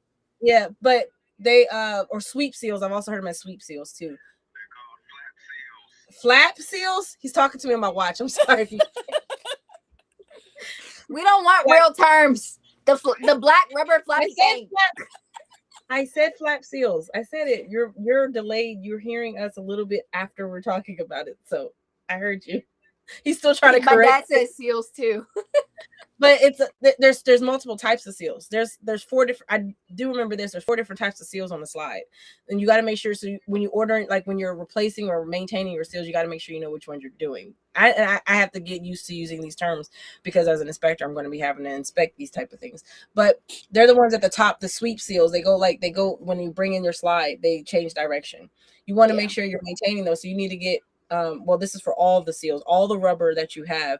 There's a silicone, and there's a specific kind of silicone that you need to do to lubricate that. It's a can, and there's some good brands. I would just say just do research, read the reviews, and I'm not going to be like try this brand because each brand is pretty good. I will say the T9. Hello, you need to get that. Don't get the T9. Do not use what is it? What's the other version of it? The WD-40. Yeah, WD-40. It's not made for the. And I only learned about T9 working in the service center. WD-40 is okay, but WD-40 will also dry out. Yeah, that comes in handy. You can use. And it actually says it on there specific for RVs. It's specific for RVs, whereas WD-40 is for pretty much anything. We use it all the time for like lubing up our hitch. We've lubed up our awning. It was making this weird creaking noise. Our door and all that stuff, and it doesn't leave all that residue that like 40 would. I love it. I told her I could not get out of my. I'm putting that in my cart. I could not use my stairs coming out of my bedroom, and I was telling her that, and she was like, try it out. When I had to make a video because, and I should have did like my initial reaction because I had already like played with it before like recording whatever, so I didn't have the first reaction. But when I say I was not using those stairs at all because it was so hard to put down. I put that spray on there, it is like just as easy as my regular stairs, so it really does work. Yeah, we swear by that. Like that stuff. Like if my husband watching, so if he has any ideas that he likes to, because he knows a lot more about the maintenance side, because when he was out there in the trenches working in the service thing, and he is going to be the more of the hands-on technician. But also, you also want to make sure you have different types of sockets and different types of like wrenches. Anything emergency. There's roofing tape. It's called. There's a specific tape that you want to have. It's just it's Yeah. good to, it's specific for roofing repair. You want lap sealant. You want sealant, lap sealant for your roof. You want it to be auto leveling. You want it to, this one is a brand that you do want to get, Dicor. That's the brand. That's something you always just want to have a tube of those on hand, because you never know, you could accidentally scratch the roof with a branch, something could fall like an acorn or something and cause some type of tear in the actual fabric. You want Dicor, the Dicor self leveling sealant, because it auto levels, it makes it automatically forms the way it needs to form. You don't have to use any tools, you don't have to do anything. You just pour it on and it automatically will settle the way it needs to. This stuff is like gold. I will definitely say this is something they use in the RV repair shop all the time, to the point that the owner, when we were leaving, he's like, here, take 2 bottles. I want you guys to be safe, because these things are not cheap. It's like $40 a bottle. $40 for one of those silicone things, but it's so worth it. You want to make sure you're protecting your roof. Then there's also butyl tape. You want to make sure you have that. That's more so for when you have your fan, or anything that's on your roof that the tape might be coming off. You might need to like scrape that off before you put the sealant down, the silicone down, and all the lap sealant and all that stuff. You want to put that butyl tape down, because that gives it extra adhesive to hold it to the roof. Silicone for like sealing around your windows, because you need to how many, let me ask y'all ladies this, how many times do y'all condition y'all seals around your windows? I haven't. Okay, you should be doing that once a year at the minimum, because I do need to do that my maintenance though. Yeah, so you get that spray that I tell you about. It's called, it's like window it's window and seal conditioning spray, and it's like a not oily substance, but it's a substance that will help condition those seals to prevent them from cracking, because you don't want any cracks in your seals. But also too, you want to make sure you check that silicone, because as time, the silicone from the vibration moving your RV down the road, it shakes that window away from the connection of the siding. So you want to take that silicone and you want to take it and put it on the outside, and take your finger and kind of like push it into the crevices, and make sure you're keeping that seal, because also that's a way of air escaping or getting, either way, coming in or getting out, rodents, Right. that type of stuff. And it also messes with the integrity of the structure. I do, like, this is stuff I remember seeing just when I was processing invoices and stuff at this RV service shop. Mind you, we need to actually get on the ball. My back door has a and it's helped for having like the magnetic cover or whatever, but I have noticed that door in my bedroom has like a draft because of that separation in there. And I noticed that only when I covered the valance or whatever above the doors, and it's like a huge gap on that one compared to the one at my front door. Yeah. And so those are like tools that you can have on hand at any given time. Like you want to have them, because you rather have them and not need them than to need them and not have them, because you might be in a place that does not have any of that stuff, and you don't want to have to drive 40 some miles to get to the nearest RV place. Like where we are, we would have to drive like 40 some miles to get to an RV place to have them, or wait for Amazon to deliver. So those are like really important maintenance tips. Also with your tires, and just making sure you have a good TPMS on your RV trailer. We finally broke down and got a really, really, really good one. It was an investment, but we have a somewhat of a TPMS on our truck. We had nothing on the RV, and because we did have our last one failed, because we went cheap. Granted, I got it free off the TikTok shop, so I was supposed to do a review on it, and I did not, because I was like, I'm not reviewing this. I don't do negative reviews, because my thing is, if I don't review it, I don't need to do a negative review about it. Like, I'm not one of the, I can't stand negative reviews. It's like, unless it's terrible, then I'm somebody don't buy this crap. But I mean, the thing is that I'm not gonna promote it as something, is what I'm saying. Like some people still will do a negative review, but here's the cart if you want to buy it. Like, why? Oh no, not a video review. I mean, like on the store themselves. Like, oh yeah, I did do that. I did do one of those, but we invested in one. It was like it's all in my Amazon store. Like I have a whole thing of RV stuff, but I have this tire. this tire pressure monitor is in our cart, and it's called Gouda, Guta. We got the color monitor because honestly, the black and white monitor, to me, I feel like it's so hard to read. So we did spend the extra $75 for the color monitor, but I love it because it's literally, it takes 10 seconds to pair. You can pair up to, you can expand and get actual like up to 10 valves on this one. They have one that's up to 18, so you can have 18 wheelers can have them, but it's instant, and we can, it's like wireless, so I can carry the controller with me anywhere I go. It tells you the temperature of the tire and the actual tire pressure. You can set your low rate, like you can set it to where if it gets too low, or like below whatever, because I think for us it's below 65. I believe if the pressure's below 65, we want to fill it back up, like and then because in your tow vehicle has a different tire pressure rating, so you want to make sure in that.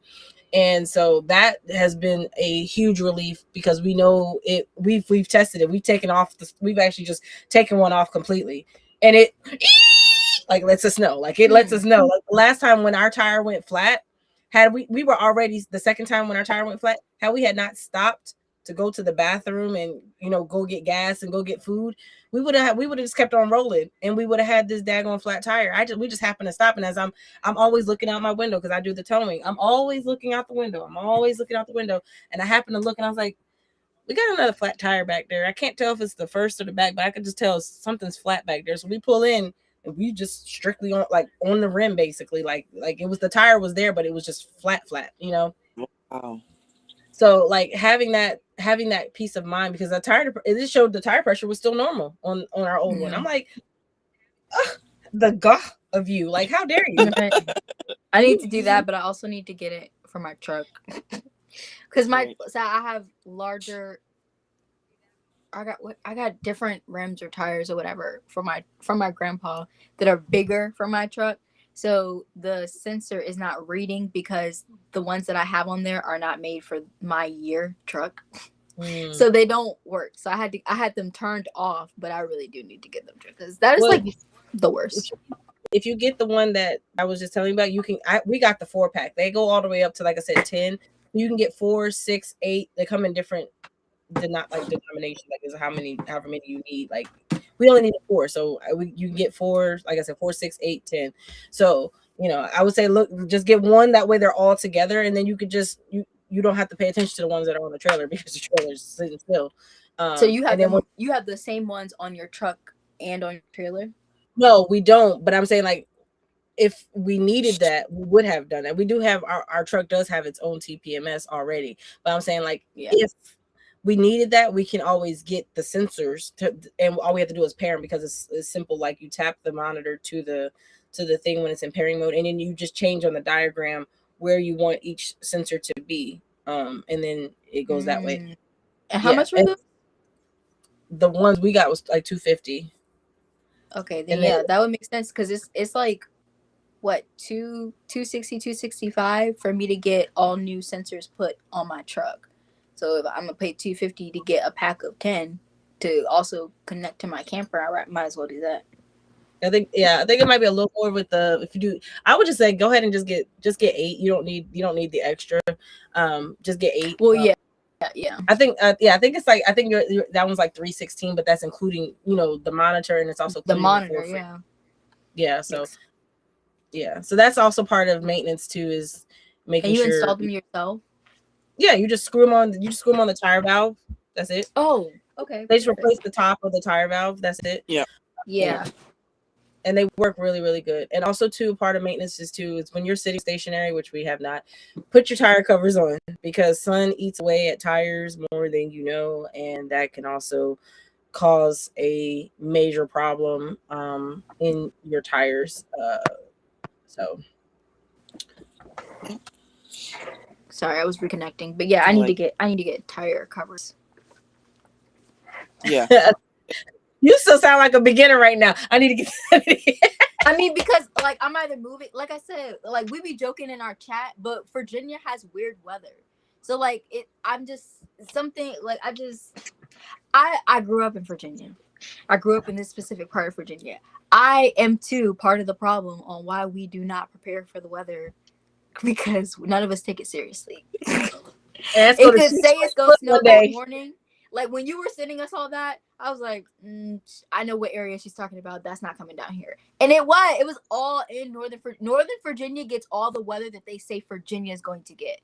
It's DC. That's not Virginia. That's not Virginia. So when they say that, I was like, yeah, we're not getting that. We might get some wind, some rain, but it don't really be that bad. And the time that we did get snow, I had my skirting on, so I was fine.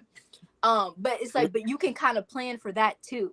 Like, and when we do get it, it's like, okay, we'll get rain, we'll get snow, but then it's like some flurries, and then in the middle of the night, it's 80 degrees. Like, Virginia is just so weird. So yeah, it sounds like I'm beginner, but it's just like I just don't take Virginia weather seriously. Well, you're an RVer, ma'am. You need to take that seriously. I know. I need to keep it. But honestly, if I wasn't in Virginia, I definitely wouldn't be nowhere with snow. If I had to choose. No. But I mean, the tires are also just, the covers are for like even sun, because UV rays eat away at the rubber, and if they're exposed to a lot of moisture, if they're exposed to, you're sitting still, so that also causes its own problems with the tires. Yeah.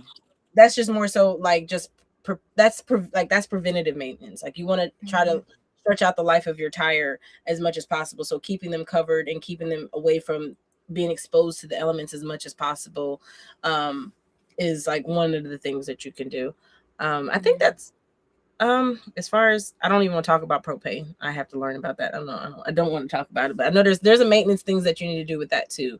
There's certain things you're supposed to do. Making sure that they're still in service, or that they can still be serviced, because that what is it, 5 years, once that time goes out, like I ran into that issue of getting propane and he couldn't service it because it was just older. But it was also one, like, and that's from my experience, maybe not you guys, but like from my experience of like getting older RVs that they're coming with your propane tanks, immediately get them either service or get new ones if you're getting a used RV. So for mine, using the ones that were already coming with it, that other one needed to be serviced, so I ended up just replacing that one, and then just keeping up with that, but also making sure you have your caps on your propane tank too when you're going to get them refilled. Those would be mine, but just making sure you're still within that service to be able to get them serviced. And then periodically check your hoses to get a spray bottle of soap and water. Make sure that there's no leaks. You know, if you can tell if there's a leak because it will start bubbling up. That's just something that, you know, we have to remember to do ourselves. Like, we rarely ever do that. There was another one that was actually pretty good, but now I can't remember what it is. But yeah, that is those are good ideas about, you know, when it comes to your propane, is make sure they're still serviceable, because we bought our RV new both times, and of course they have, you know, new tanks on them. Actually, we replaced our last two from our first RV because we wanted the one with it'll tell you how much was left inside of the propane, like you have left to go into it. But now we just kind of gotten used to, we don't use it as much. We use it mainly for hot water and for, like, you know, showering or washing clothes, and then I use it for baking, but for cooking I hardly ever even use it. We use it for heat, to heat our underbelly mainly, because, you know, we want the freezing temperatures and stuff like that. So we've got some, I think we gave a crash course tonight. Yeah. Yes. It's like last week we told you guys all the nice stuff, like, oh, why we do this and what we love about it and community. And then today was like, all right, take out your pen and pencils. It's plumbing, electric, maintenance time. Yes, seriously. Yeah. But it's important stuff, because it's stuff that people, that's one thing about, I mean, people do talk about it on like social media, but I think a lot of times people don't understand what it's like until you're into it. And you can only, you know, talk about it so much, but I think when people start realizing how serious you should take it, like, be prepared for this. My husband gets on me all the time because he's like, you're always preparing for the worst. I'm like, we live in an RV, we gotta prepare for the worst. It's not a matter of if, it's a matter of when. So you know, just, you know, and just know things are going to happen, and you just gotta just kind of roll with it and try not to stress out, which is like easier said than done. But it's like, you know, especially when it's your house and you're like, oh my God, what is gonna happen? I think it has definitely taught me more patience, though. Like, because it's a smaller space, because like in my head within with a house can burn down as well too. But with the propane being on my RV and then gas lines and then electric, it's so many things that are just in a small space that makes me anxious. But with being in an RV, it has taught me patience that I cannot overreact with things. Like, you just get it Yeah. done. Get it Yep. done and get done quickly and get it done right the first time. Ask the Yep. questions that you need to ask and just do it. Whereas, like, usually I'd be like, what am I gonna do? Why is this? Da, da, da, da? And it'd be a big space. I have this big space that I have to take care of. And it's just a lot. Whereas, like, RV, something will happen. I'll call my dad. I'm just like, all right, so I have this. Here's a picture of it. What do I need to do? What do I need to go get? What store do you think would be best? And I'm like trying to keep calm because I cannot mess this up. Like, nobody is coming. There is no maintenance man coming. Right. So I need to make sure I'm asking the right questions and I'm staying calm because it has to get done, which is really why I don't be recording, because I'm like, I cannot mess this up. There's nobody else assisting me. There's no cameraman following me do this. Right. Yeah. I will say, like, honestly, I saw a meme the other day. I hope I can find it. It was like, it says something about where our generation is built on, like, how our nervous system has survived our generation, and then we decided to go live in an RV. Screw a nervous system. Just forget it. You know, we used to stress out about apartments and where we were gonna be and all these things, and now we're just literally in a matchbox.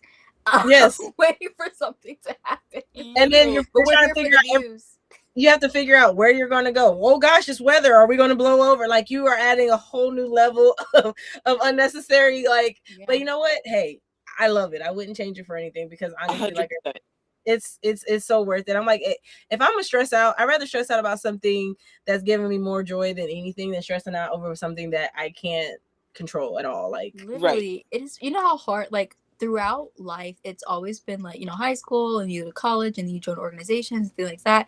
And people always ask you, the icebreaker question, like, tell us something that nobody knows. And this is my thing. So, like, that's like the first thing I'm just like, the two truths and a lie kind of thing. And like, again, we got that question earlier on my TikTok and I forgot to answer, but it was like, do people, like, in your work know that you live in an RV? And it's like, no, but it's like, the more people, like, in my immediate office, yeah, but like when I'm going to conferences in different states and things like that, and I'm like meeting people, and we're doing the whole two truths and a lie, and like, or tell us something that you don't think we know about you, and like the way I dress for work and what they assume an RVer looks like, it baffles them. They're like, you? And then they don't see when I get there, so they don't see my truck. So it's like, you what? How does that work? And and then they always assume I'm parked at some sketchy trailer park. Like, I'm like, that's not how this works. That's not how this works. I'm not there. What are you talking about? Like, this is what my background looks. But it's like they don't think that initially, but like that has become my icebreaker for it, because people don't think that this is a lifestyle that they could live. But at the end of the day, when I'm listening to people talk, like, for obviously I'm in construction, and we built lots of apartment buildings, for one, or senior living, and when we're going to tour them, especially like right before they're open for the public, we're looking at these apartments, and they're gorgeous apartments. I mean, obviously we built them, but they're gorgeous apartments, but they're thousands of dollars for studio apartments or a one bedroom apartment. And I'm sitting here walking this job site like this is an incredible place to live, but the amenities and everything is still not enough for me to want to pay $3,000 for a one bedroom apartment. Right. It's like, so when I'm thinking about it, I'm like walking through the job site and I'm like, oh, this is great. And like, the girls, we're on the job site, women in construction. We're on the job site and we're just like, oh my God, I can live here. Da, da, da. And I'm just looking at them like, nah. You're right. You can't pay me to go back to an apartment paying $3,000-$4,000 for a one bedroom apartment. Yeah. And then you see like the videos on TikTok. I wouldn't even pay that for a house. Like, right. I'm like, our house is nowhere near that. Our house is like only like maybe like 17 or 18 a month, and that's only because we refinanced it. It was 11. So I'm like, first of all, if my apartment rent is more than a house, I'm sorry, I'd rather just get a house. But I just, at the same time, I'm like, I don't want to have to pay to go on vacation. Like I already have to pay to go on vacation. I don't want to have to pay to go on vacation. Like I don't want to have to take off. I'm already taking off from work. Then I have to pay to leave my comfy bed to go sleep in another bed that I don't know if it's comfy. And then I got to pack. And then I got to come back and do the same thing over and over again. No, can we just find work across the country or work for ourselves and work for other companies that we can just take this with us? Because that way, this way, I still remember like especially on travel days, it still hits me. I'm like, dang, I left this in RV. I can't believe I left this at home. He's like, RV's behind you. Like, yeah, I do that all the time. It's a mentality. Yeah. And now, ever since I changed my bed, I'll be judging every hotel now. I'm like, look, because my bed, I did that. Let me tell you something. I be in my bed not wanting to get out. I don't do it. And usually in the morning when it's like cold, you don't want to get out. No, it don't matter if it's cold, hot. I'm gonna have to send my husband your video because he's a big person on beds. And like I told him, I was like, babe, look, I was like, I need to get a duvet cover for this. He's like, a duvet cover. I was like, yeah, you wouldn't know, some CC. I literally like every time I get out of the shower. And I'm like, I got all my small goods on. And when I get in that bed and I see how like girl, I'm thinking about it right now. I'm thinking about it right now. When I tell you I did that bed, I did that bed. And so now I'm at hotels. I'm like, Right. No, you're 100% right. 100% right. But no, I couldn't go back to it. I wouldn't feel comfortable. It's like I loved my first apartment. Loved it. Luxury apartment in the city. And I really enjoyed it, but I also got it at a time where prices were not skyrocketing. I think when I first got into that apartment, I was like kind of grandfathered in or whatever to my price. So people coming in were paying $3,000, but I was still paying like $1,100 a month. But I had been there for 3 years. So it wasn't like changing as much as new people coming in. And now when I go back to it, I'm like, no, why would I do that? Like, I like when people are going, I'm like, definitely get your own place, do the thing. But I love telling people that this is an option. Yes. It's like, if you just get out of your head about it, you get out of what people are going to think about it, and you get into the bag of like, I get to do what I want to because I'm not paying $3,000-$4,000 for a 1-bedroom apartment. Right. That you have so many rules and stipulations for. Like, yes, this is a lot more work, but I own it. I'm not financing this. I own it. The only debt that I have is for my truck or a little credit card or whatever, but I'm not paying $1,000 plus utilities plus renter's insurance plus internet. Well, I have internet, but like little stuff like that just keeps stacking on. Then I have a dog, so then I would have to go back to paying what was I paying? $45 a month for a pet fee, and then the security deposit up front for $300 some dollars, $400 some dollars. I'm like, what? Merlot live here. I wish I would pay. I wish I would pay for another pet deposit for my dog to stay in my apartment. Like, I can't do it. I love looking at them. I love going to new buildings that we build and seeing the amenities and seeing where they are in the city. But I cannot wrap my head around paying that much again. With the freedom that I have now and doing this almost 3 years now, my budget would be like, yo. And then if you don't have assigned parking, you got to fight for parking. You got to deal with.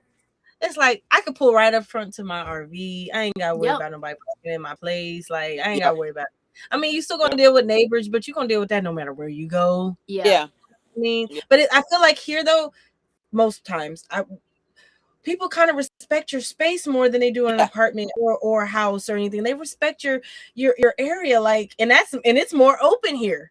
You would think it wouldn't be, but people kind of, for the most part, can't say it all the time, but for the most part, it's everybody respects everybody's space. Like, and it's, I don't know, it's just something.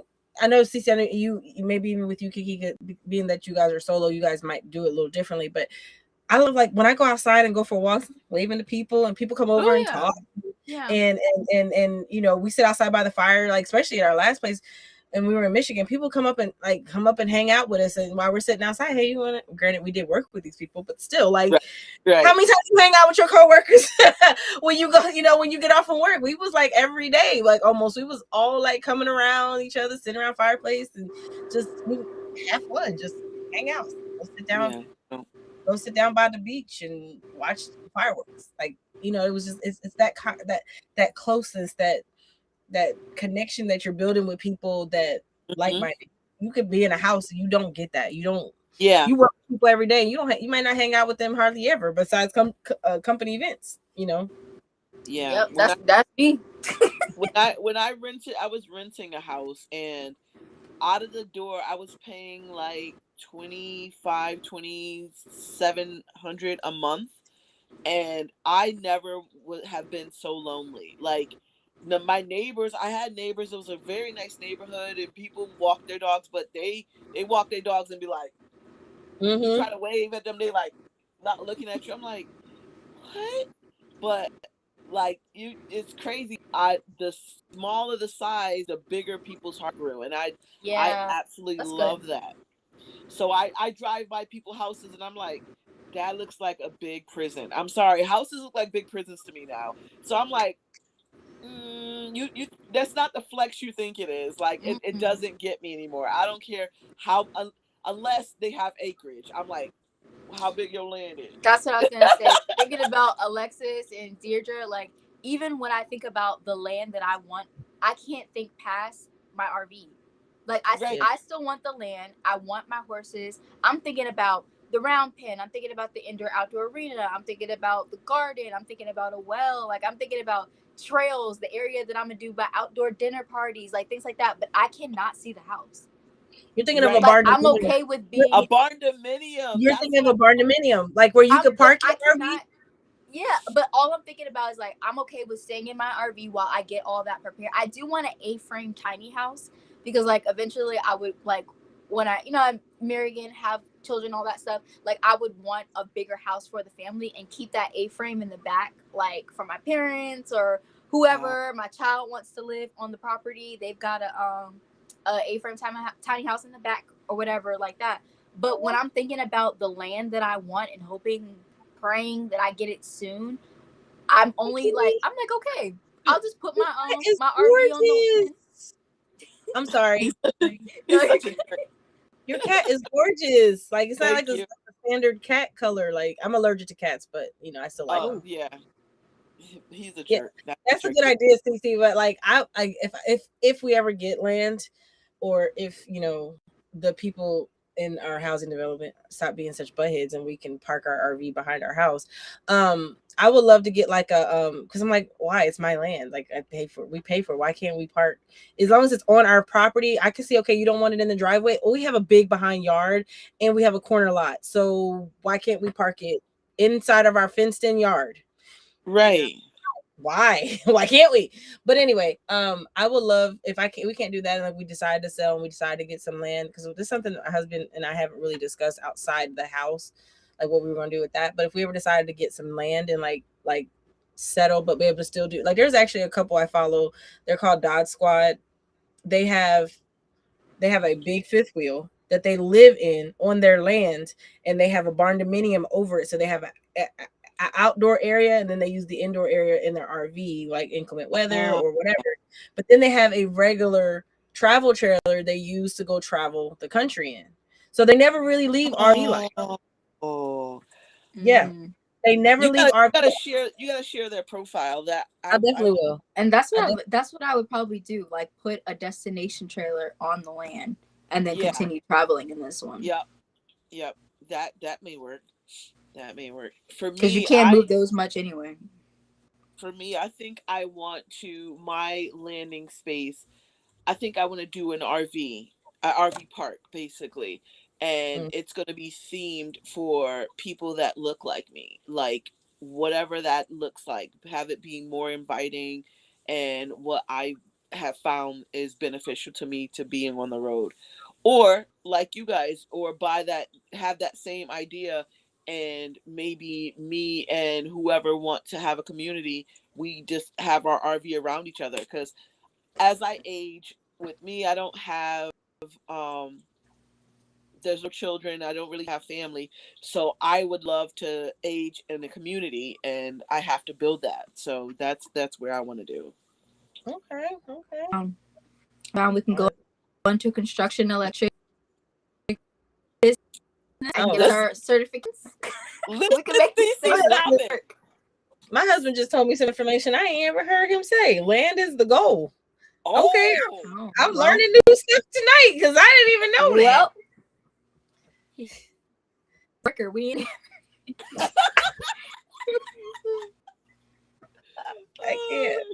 I can't. But this has been so much fun, ladies. We're gonna have to get on the schedule for April, and see what we can do for April. I'll still be in school. 2 months in a row. We've been doing good. I know. Yes. I definitely will say this. I will be on regular people time. Like I will be in the land of the living, working going forward. So we'll be in school Monday through Friday, 8 to 5. So we have bankers hours. Yeah. CC and Kiki's hours. Right. But so I'm good for any of the weekends and anything like that. Even after on Friday night after 5, I'm good for that. I appreciate you ladies for pouring back into this community that we're building amongst us, because like I said, it's growing, and I think the more that we are consistent, I know it's hard too, but that's why I also wanted to grow, because it's so much easier to have multiple ladies versus just like 2 or 1, because it builds more of a conversational environment, and it also our audiences get each of our audiences kind of get used to seeing each other, and then like that brings more people to follow you, and vice versa. We people start following each other. So right. I don't think, was there anything else that we needed to touch on, or going back through our comments, but no more questions. Yeah, I forgot to do a Q&A. Your husband said, need to start building a compound for our people to thrive peacefully. Yes, amen. That's it. That's been his goal lately. He's been looking at that. So probably we also been talking about possibly leaving the country. Never know what things are going. Never know. But that's been my family. All of us getting, because we all have RVs. So that's been the plan of us finding a big enough land for us all to have our RV. We built one block that covers. Because I've been seeing that a lot of people having their campers like in a fort, and they build something over it. And that way, like my mom is always talking about, because like in the wintertime we'll have a wood burning stove, because in her family home they have a wood burning stove. So when Isabella came and knocked all the power out and we were in the country, we had a wood burning stove to like cook on top of inside the house. So like she wants one of those in the enclosure, so that way like, oh yeah, you can keep your RV doors open and we won't have to worry about propane and things like that. And then as you're ready and you put your money aside, you can build your house on the land. So that's been the goal for my dad, but they're the last ones that are still in a house. So once they sell their house, then we can start. Right. Let's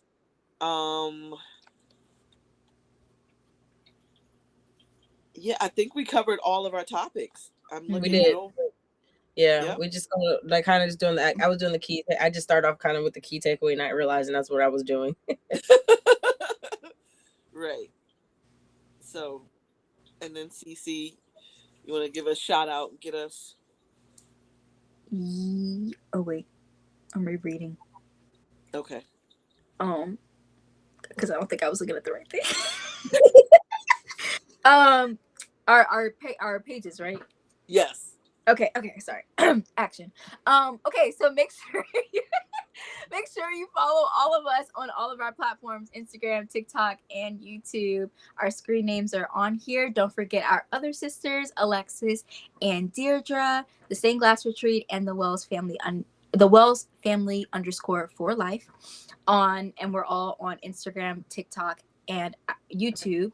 And then follow Rollin With My Sistas on all platforms, including Facebook, which is Black Sistas Rollin, which I keep forgetting. I keep forgetting the name all the time. But Black Sistas Rollin on Facebook and Rollin With My Sistas on all other platforms. So make sure you follow us.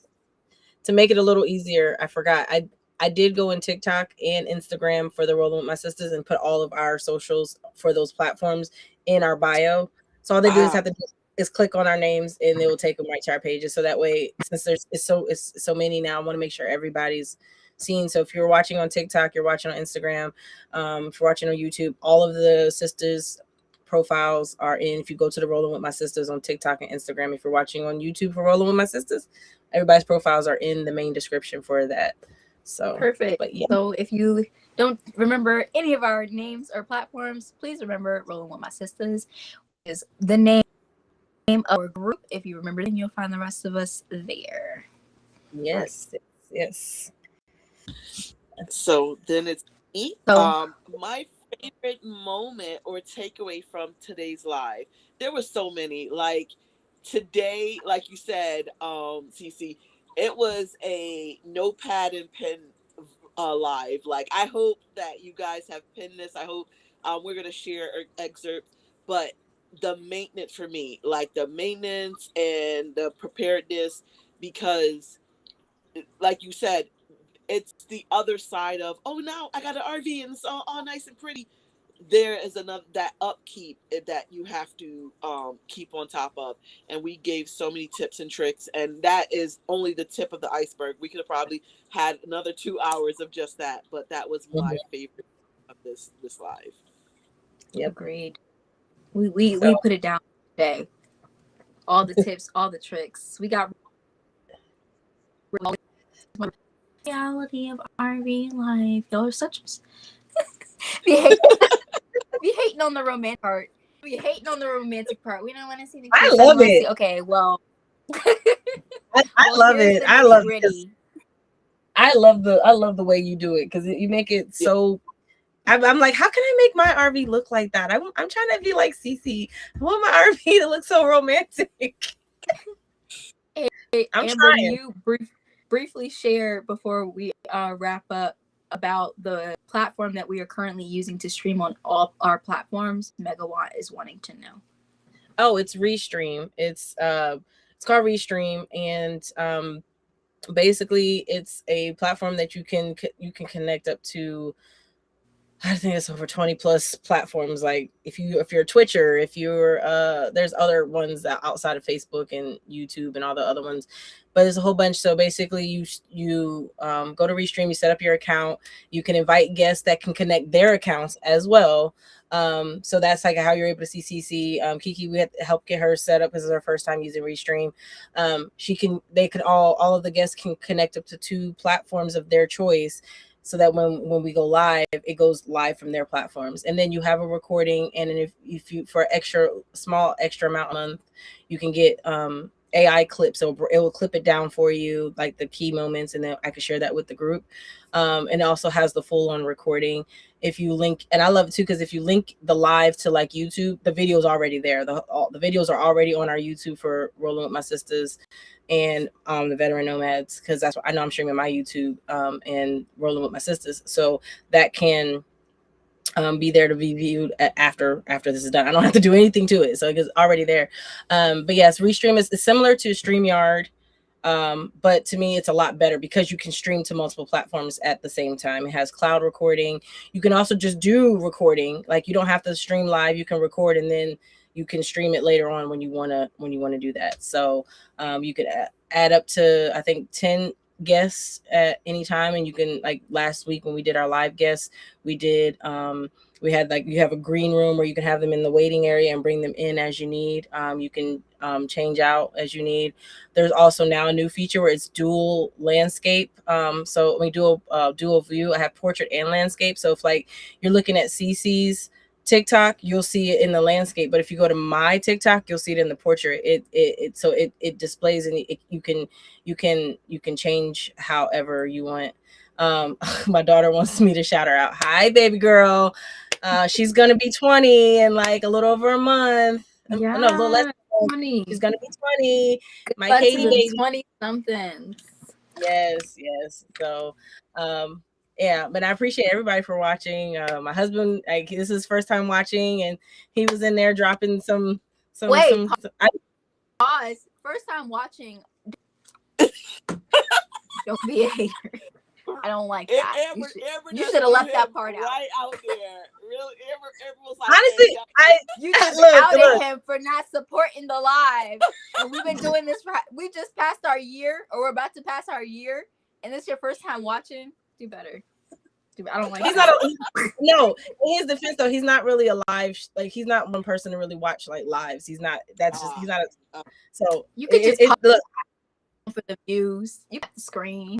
Oh, he's not a tap the screen guy either. But I will say this though, when he wanted to watch it tonight, so he's like, send me the link. I was like, got you. So I'm like one of them. I'm not one of the spouses that's like going to force my spouse to like do like if I know that's not his thing, I'm not going to force it because I don't want him to resent me for something that maybe he's not interested in, and vice versa. I would want that same respect. And that's also part of the boundaries thing when you have, I'm doing social media. I know he's not wanting to be on the camera 24/7. He'll do it, but I'm not going to just, babe, what are you doing? Like, that's, to me, it's disingenuous, and it doesn't come. Even I tell him, I said, babe, you do realize people watch more when you on the camera for some reason. I don't know why. I think you got some things. But well, thanks for supporting the live this one time. Thanks for coming out of your bubble and supporting. No, he'll be back. He'll be back because he's like, it was a lot of, he was messaging me on my phone. He's like, it was a lot of fun. He's enjoying it. So I think he didn't realize what it was all about, We're a great time. We are a vibe. Yes, we are definitely a vibe. So hey, he could be over there at the panels that be arguing and stuff. We just come over here and we keep it very chill. Yes, right. Yes. But yes, he's still my biggest. Is definitely gonna use it. He's excited. He said, don't gatekeep. What is this? And he said, oh, now I got to get out of bed and go set it up because he wants to show how to change his water filter softener on all his platforms. So he'll be using this. Oh yeah, definitely. Because like I said, you can just record videos with it, and you can use it from your iPhone. You can record it and then set it to go live, like it will post to all your platforms. Or you can easily, go live and do it. It's just however you want to do it. I love it. I whenever I go live now, unless I'm just really just trying to focus on TikTok, because Instagram live really isn't popping like that. But I if I really have something to say, I'll go on all platforms. It's just so much easier just to do it on all. And it just makes it so. I don't know. I feel like it's just a good way to connect with a whole. We have a huge audience across all of us, and so I think it's the best way to get out information. So, but yeah. Well, thank y'all, ladies. We'll have to come back for April and everything like that. He said, I see a sister's business. Wait, what did he say? He said, election, construction, and business, sisters full service. Listen, speaking into existence. Hey, I mean, I'm more of a certification side, but I mean, hey, look, you can hello. I can make sure we're all covered. Contracts are covered. There you go. Contracts. We're legal. We're legal. And I am good with the hands. I actually do the stuff. You just stuff like Kiki, show up here. All right, I got you. I'm there. Get it done. All right. She's got her permit already there, and everything will be in order when she gets there. And I'll be certified inspector for RVs. Wait. We could do this. Maybe he spoke something into existence. Right. Okay, thank you. Rollin Sisters maintenance. Something. We can workshop some names. Let me look at the codes in all of y'all states. Let me see what contracts I can pull. Someone said I see 3 rich people in front of me. Oh, Britt. Glory. I receive it. Yes. Well, thanks for that comment. Thank you for that. Thank you for that. Yes. We're rich in life for sure. Like very much. Rich has it's more than, to me, is just than money, because money is something that's tangible that can be like, it can come and go. Yeah. But life, memories, you don't get life back. You don't get time back. You can get money. You can get money. Yeah. You can get money anytime. But for us, yes, I feel like the easiest thing to do. Yes, is get money, but getting time, making memories, enjoying life, like that should be everybody's goal in life. Oh, your husband just came up with a name of our business, Sisters Rollin Maintenance. What is it? Sisters Rollin Maintenance Solutions. That's a very long name. Sisters Rollin. It is. That's mouthy. Very mouthy. SRMS. Right? Like we need a little bit of a shorter one, but I like when AI can only do so much when you start adding too many words. It already be trying to change our sisters to sisters. Yeah. Like, no, we the us, not the ers. I said put the on that. I ain't playing it. Put some respect on our name. Right. Facts. Big facts. I want to thank you, ladies, for sharing your energy, and all of you who are watching, whether you watch for 5 minutes or the whole 3 hours. We really enjoyed you. Thank you so much. Yes, thank you. All right, so I'm gonna go ahead and end the stream.